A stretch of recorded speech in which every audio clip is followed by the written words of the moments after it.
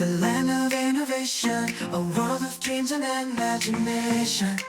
We're breaking boundaries, pushing the limits, where every idea is considered in faith. Right beyond the lights and futuristic sights, a city where the future ignites. From smart homes to flying cars in Lalandia, we're reaching for the stars. Oh yeah, welcome to it. Hola, ¿qué tal? Soy Ángel Alba de Innolandia.es. Bienvenido a un nuevo episodio de el podcast El día a día del innovador. Hoy quiero hablar sobre un acontecimiento que pasó hace 5 años, y es que justo esta semana se cumplen 5 años desde la pandemia. Justo el jueves 13 se cumplen 5 años desde que se decretó el cierre del país por culpa de la pandemia, y nos tuvimos que quedar en casa todos. Todos nos acordamos de lo que pasó ese día. Yo lo cuento en mi libro Reaprender a Innovar al principio. Yo esa semana estaba en Valencia, iba a dar primero a presentar el libro, Manual Libro El Mínimo Viable de Innovación, y después pues iba a dar clase para la Escuela de Organización Industrial. Al final ocurre una serie de cosas, yo me vuelvo a Alicante y el día 13 estoy en Valencia, el viernes 13 precisamente, estoy en Valencia, mm, cuando se empieza a ver movimiento y se decreta que esa noche se iban a cerrar el país y pues íbamos a tener que estar confinados. Si es que yo recuerdo coger el coche a una velocidad indecente y tirar para abajo desde Valencia para llegar a casa, darle un abrazo a mi mujer y a mis hijos y bueno, pues salir a comprar comida, papel higiénico, eh, y quedarnos en casa durante todo el tiempo. O sea, yo creo que todos nos acordamos de dónde estábamos ese día, supongo que tú también. Y lo que me gustaría compartir hoy es entender de las cosas que surgieron a raíz de la pandemia, en nuestra forma de trabajar como innovadores, pues hacer un poco de revisión de qué cosas se han quedado, qué cosas han evolucionado y qué cosas pues directamente pues, han pasado o sea, no las hemos adoptado, no hemos quedado con ellas. Entonces, me gustaría hacer pues, un primer recordatorio, ¿no? Nosotros hicimos en radiografía, el estudio de radiografía del innovador, la número 3 la hicimos en noviembre de 2020, o sea, segunda ola de la pandemia, y preguntábamos, además pues, de las cosas típicas que hacemos en la radiografía, nos centramos mucho para entender cuál había sido o cuál estaba siendo el impacto que tenía en ese momento la pandemia en los innovadores. Y salieron varias cosas. La primera es que teníamos más reuniones, recibíamos más emails, teníamos una sensación continua de falta de tiempo, de que no llegábamos a todo. Y era porque estábamos en una curva de aprendizaje, no nos habían enseñado, nos habían mandado a casa, nos habían puesto el Teams y allá os apañéis. Pues estábamos en esa curva de aprendizaje, de aprender a probar, estábamos descubriendo las primeras videoconferencias, cómo se hacían, y luego nos encontrábamos, por otro lado, con una avalancha de información y de contenidos que estaban surgiendo, y empezó a gestarse algo que yo creo que sí que se ha quedado, que es el FOMO, ¿no? O sea, esa infoxicación continua de información vía redes sociales, vía newsletter, vía un montón de sitios, todo muy deprisa y la sensación de que nos estamos perdiendo cosas, ¿no? El FOMO, el Fear of Missing Things. Pues esto es como nos encontrábamos, ¿no? Son cosas que pasaron. Pero dentro de o sea, estos sentimientos que ocurrieron, que luego vimos cuando hicimos la radiografía del innovador en 2022, que la falta de tiempo, por ejemplo, se mantenía, pero ya no era esa sensación de agobio. eh, Habían cambiado cosas. Entonces, realmente hubo dos palancas desde mi punto de vista, o sea, dos grandes cambios que ocurrieron durante la pandemia, y que es lo que me gustaría repasar contigo para ver si se mantienen o no se mantienen. Te voy a ser muy sincero, nosotros en Innolandia no nos afectó. ¿Por qué no nos afectó? Pues porque nosotros éramos remotos de origen, es decir, nosotros éramos una empresa remota desde el año 2012 que la monté, cuando empezó a incorporarse la primera persona, que fue Jennifer, y ya está en Salamanca, con lo cual estábamos, eso fue en 2017, 2018 nosotros ya teníamos cuenta de Zoom de pago, organizamos un congreso online cuando nadie sabía lo que era eso y metimos a 1000 personas para hablar de transformación digital para pequeños consultores. Es decir, a nosotros no nos afectó porque ya estábamos trabajando y pasamos, recuerdo perfectamente que teníamos que hacer un taller con un cliente en Barcelona en la semana siguiente, creo que era el día 16 o 17, y directamente pasamos a hacerlo en remoto. Nuestra cuenta de Zoom se pusieron y pues, empezamos a hacerlo, pues trabajamos en PowerPoint directamente, editábamos el PowerPoint compartiendo pantalla en tiempo real. Luego descubrimos otra serie de herramientas. Pero realmente los dos grandes cambios mentales que ocurrieron durante la pandemia fueron, primero, descubrimos que era el teletrabajo. O sea, muchísimas empresas no tenían ni idea de que se podía trabajar desde casa o desde otro sitio, porque el teletrabajo no es trabajar en casa, es trabajar desde cualquier lugar que tú quieras hacer. Y luego descubrimos un montón de herramientas digitales, más allá del Excel, más allá de las clásicas, que se podían utilizar y que nos podían facilitar la vida. Y esto es un poco lo que quiero repasar. Entonces, si entramos en el primer driver, o sea, el primer gran cambio que ocurrió fue el teletrabajo. O sea, mientras preparaba pues, el que te iba a contar en el podcast, he hecho un poco de investigación y me he encontrado que en 2019 el teletrabajo en España aproximadamente era del 5%. Con la pandemia, durante el 2020, se dispara al 37%. Es decir, se multiplica por 7. Sabiendo que hay mucha gente, las fábricas o servicios, servicios de contacto físico, que no podían teletrabajar, porque al final es algo que físicamente tienes que estar allí. Entonces, la primera pregunta es, ¿esto ha vuelto o no? Porque se ha oído mucho ruido de que muchas empresas le han pedido a sus empleados que vuelvan a la oficina, porque tienen que estar allí, se ha generado mucho ruido. De hecho, yo creo que fue en verano, Spotify lanza una campaña diciendo, nosotros seguimos siendo remotos porque ¿para qué contratas trabajadores buenos para luego no dejar libertad de lo que quieran hacer? ¿No? Es un debate. Entonces, hay muchas empresas que dicen, no, no, el teletrabajo se ha acabado. Los datos, lo que dicen, estos datos están sacados de diferentes fuentes, pero hablan de un ratio entre el 20 y el 24% de teletrabajo o trabajo híbrido. Es decir, que unos días estás en la oficina y otros días estás trabajando desde donde quieres. Es decir, se mantiene. Pero es verdad, como decía David Bonilla hace unos días en su newsletter, que muchas empresas han decidido volver por un problema de costes hundidos. Es decir, si yo tengo unas oficinas súper grandes por las que estoy pagando una pasta y tengo un contrato de largo plazo, pues claro, yo quiero que la gente venga porque si no está infradurizado. Pues imagínate estas grandes ciudades tipo la del BBVA, la del Santander, la de Telefónica, todo esto. Pues si la gente teletrabaja, ¿qué hacemos con las oficinas vacías? Con lo que estamos pagando de alquiler o las obras que hemos hecho, ¿no? Es lo que está pasando con Google y con Apple. ¿Por qué Google y Apple le dice a su gente que vuelva? Coño, porque tienen unas oficinas completamente vacías.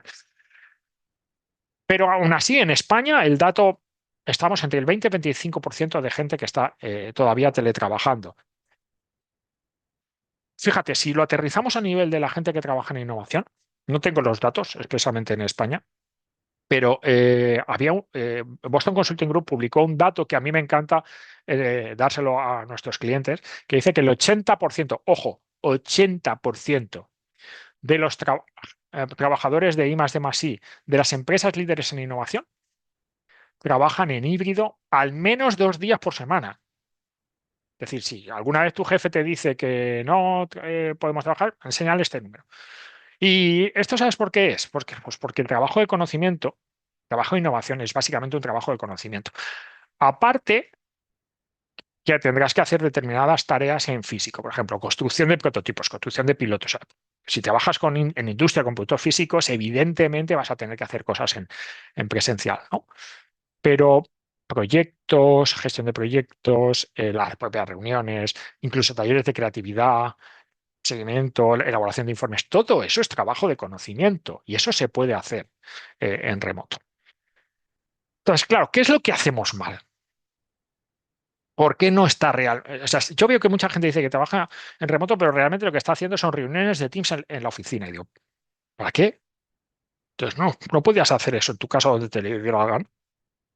Que sí, que al final vamos a la oficina por un tema social, de juntarnos con la gente, tomarnos un café y no sentirnos solos. O sea, yo vengo a la oficina desde mi casa precisamente por eso, por compartir con gente, pero al final si me encuentro el día enganchado a reuniones de Zoom, lo podía hacer perfectamente desde mi casa, no es problema. Entonces, yo creo que no sabemos teletrabajar. Es algo que vemos todos los días con nuestros clientes, porque hacer reuniones en Teams no es teletrabajar. Entonces, para aprender a teletrabajar tenemos que aprender que hay cuatro formas de trabajo en función de la tarea o la actividad que estemos haciendo. Entonces, tenemos que encontrar cuál es la mejor forma para cada una de esas actividades. Entonces, yo puedo trabajar en tareas que yo necesito estar con gente al mismo tiempo, tareas que yo tengo que estar con gente, pero lo puedo hacer compartiendo información y no tiene que ser exactamente al mismo tiempo. Yo puedo hacer cosas en las que puedo estar en diferentes ubicaciones y hacer las cosas al mismo tiempo. Y yo puedo hacer trabajo en el que no necesito estar con la gente, lo puedo hacer yo y luego compartirlo porque no tiene que hacerse al mismo tiempo. Entonces hay que saber diferenciar entre, por un lado, trabajo síncrono y asíncrono, y por otro lado, entre trabajo remoto o trabajo presencial. Entonces, te sale una combinación de cuatro cosas y tienes que identificar cuál es la más adecuada en función del trabajo que estés haciendo. Entonces, el trabajo híbrido, los modelos híbridos es los que más sentido tienen para la inmensa mayoría de los trabajadores del conocimiento, pero no sabemos hacerlos. ¿Por qué? Porque para trabajar así en híbrido necesitamos crear estándares. O sea, no es vete a tu casa y ponte a trabajar y te unes en el Teams, no. Necesitamos crear estándares, dos principalmente. Primero es tener una guía de comunicación para dentro del equipo. Es decir, el equipo tiene que saber cuándo te pueden mandar un mensajito de Teams y sobre todo cuánto puedes esperar a que te contesten. Eso es trabajo asíncrono. Cuando es necesaria en una reunión, eso tenemos que tenerlo por escrito. Y el segundo elemento que tienes que tener es un estándar de organización de los archivos. O sea, ya no vale que tú en tu espacio de OneDrive o en la copia de seguridad de tu ordenador tú vayas creando tus archivos. No, necesitamos tener un espacio compartido para trabajar en asíncrono donde estén organizadas, tengan una codificación, tengan una estructura común donde podamos tenerla. Estas dos guías nosotros las tenemos en Holanda y fue lo primero que hicimos cuando arrancó la pandemia. Es decir, nosotros sí que trabajamos en remoto, pero no estábamos estructurados. Entonces, una de las primeras cosas que yo hice en la pandemia fue hacer un curso de cómo trabajar en remoto con los MOOCs de la Universidad de Harvard. Y a partir de ahí, pues, identificamos la importancia de la guía de comunicación, la importancia de la organización de la carpeta, para que al final identifiquemos cuándo es necesario juntarse, cuándo no es necesario juntarse. Y si luego lo que necesitas es estar con gente porque es un tema social, pues como hacemos nosotros en Finlandia, pues cada X tiempo montáis un sarao y os sentáis y os vais a tomar, dice mi compañera Angie, a tomar los cafés que no nos tomamos durante el día a día. Vale, perfecto. Pues primer tema es el teletrabajo. Se mantiene, no tan drástico como durante la pandemia. Es algo que se puede hacer, pero tenemos que reaprender a hacerlo. Tenemos que reaprender a trabajar en este tipo de forma. La segunda gran el segundo gran driver que hubo durante la pandemia es que nos digitalizamos a martillazos. Al final fue muy raro aquellas empresas que eh, hicieron un plan formal de formación en Teams, más allá de que te dieron cuatro píldoras y búscate la vida. Yo recuerdo perfectamente el curso de mi hija, la clase de mi hija, cuando se ve que trabajaron con Teams, como les explicaban durante la semana anterior, empezaron a enseñarles, oye, puedes hacer esto, puedes hacer estas cosas, pero al final todos aprendimos a golpe. De nuevo, si vas a buscar en Google Trends, como me gusta, esa herramienta, porque te muestra el comportamiento de la gente, y pides las búsquedas de Microsoft Teams que hubo a lo largo del tiempo, te das cuenta que antes de la pandemia, o sea, en febrero de 2020, había un 2% de búsquedas. O sobre el total de búsqueda. Entonces, durante la pandemia se dispara, consiguen el pico, es decir, todo el mundo se vuelve loco y empieza a buscar qué es esto de Microsoft Teams, cómo lo puedo hacer. Entonces, Microsoft Teams hace lo que yo he denominado la mejor operación comercial del siglo XXI, cuando libera Microsoft Teams, por lo menos en España, a todo el mundo durante 6 meses, con lo cual salva el culo a infinitos directores de sistemas y a un montón de autónomos que necesitan seguir trabajando. Con lo cual, cuando cierran los 6 meses, pues ya cerramos la llave y ahora pues pagas las cuentas de Microsoft, ¿no? Mm, pero, pues eso, vuelve a bajar y nos encontramos con esa parte. Entonces, claro, Microsoft nos permite descubrir cosas, nos permite descubrir que podemos hacer reuniones virtuales. Luego surge Zoom y luego pues, en Google Meet, todas estas herramientas que apenas ya habíamos utilizado, empezamos a utilizarlas de forma masiva. Entonces, que podemos hacer reuniones, que podemos comunicarnos con compañeros que están en su casa, en otro lado, para hacer el trabajo. Luego descubrimos que las sesiones en streaming, es decir, que puede haber una sesión, yo puedo ver una sesión en directo de un webinar y luego eso más adelante se convierte en, hay ferias virtuales o se convierte en algo que hasta ese momento no ocurría, que era, voy a un evento, ese evento puede ser híbrido, es decir, es un evento en el que yo puedo ir físicamente o lo puedo ver online. Claro, esto lo que hace es cambiar el modelo de negocio de los eventos radicalmente. Donde si tú puedes asistir a un evento en híbrido, pues a lo mejor tu alcance es mayor. Es decir, no depende de que estés en Madrid, Barcelona, Valencia, donde ocurren los grandes eventos, sino que, oye, tú, por ejemplo, quieres asistir justo esta semana al Collaborate de Atlas Tecnológico en Barcelona y no puedes asistir físicamente porque la agenda no te da o porque no puedes desplazarte a Barcelona, te conectas en streaming y puedes ver las charlas. Pierdes cosas, pierdes la parte de networking, pero puedes acceder a cosas que hasta ese momento no es. Y puedes acceder a personas de altísimo nivel, ¿no? O sea, yo me he aburrido a ver eh, webinars en directo, eventos en conferencias en directo de, pues, de los grandes, ¿no? De Tim Brown, Alex Osterwalder, Steve Blank, un montón de gente que ni se te ocurría, podías estar en algún evento de esos, ¿no? Pues eso te permite ese tipo de cosas, ¿no? De asistir a ese tipo de eventos. Luego descubrimos otro tipo de herramientas. Por ejemplo, a nosotros descubrimos Miro y desde entonces Miro es uno de nuestros mejores amigos. Nosotros, como te decía, en el primer taller no conocíamos estas herramientas y trabajábamos con PowerPoint a las bravas. Pero sí que a través de nuestra compañera Ana Sarasola, ella específicamente en un par de webinars en UK, descubrió que existía esta herramienta, la vimos, la probamos y ahora nosotros trabajamos con Miro todos los santos de los días. Cuando nosotros hacemos proyectos con clientes en presencial, lo hacemos en híbrido, es decir, trabajamos con un tablero de Miro. Cualquiera que hayáis hecho un curso con nosotros, sabéis que trabajamos en Miro y ahí es donde ponemos las herramientas. Y esto enriquece una barbaridad la experiencia. Porque puedes tener toda la información ahí, puedes ir compartiendo y puedes hacer que sea mucho más interactivo. Y otro elemento que ocurrió es que aumentó la formación online, la oferta de formación online en innovación. Antes la formación en innovación eran pequeñas charlas que ocurrían, había cursos universitarios y tal, pero sobre todo empujado por las escuelas de negocios, por las grandes, pues ESADE, el IE, IES, etcétera, en España, la EOI, empezaron a lanzarse cursos online porque no podían atraer a la gente. Entonces, a partir de ahí, pues surgió una oferta interesante de formación online. Nosotros, por supuesto, en Holanda, pues ya sabes, todos los cursos de innovación aumentada, los de inteligencia artificial están ahí.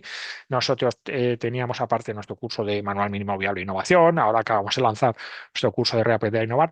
Todo online, la oferta se amplía porque las personas ya están acostumbradas a formarse en esos modelos online y se dispara. O sea, los datos que nosotros tenemos es que la formación online cada vez va a crecer más.